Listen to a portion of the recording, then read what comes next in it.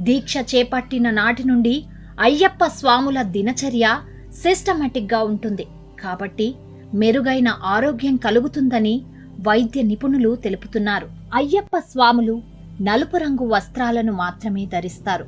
ఎందుకంటే చలికాలంలోనే అయ్యప్ప దీక్ష ప్రారంభమవుతుంది. దీక్షా సమయంలో చన్నీటి స్నానం చేస్తారు స్వాములు.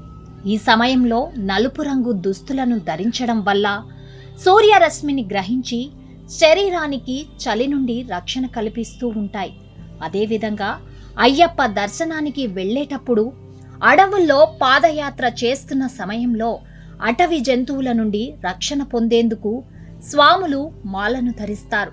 అంతేకాకుండా శనిదేవుడి అనుగ్రహం కోసం కూడా నలుపు రంగు దుస్తులను ధరిస్తూ ఉంటారు.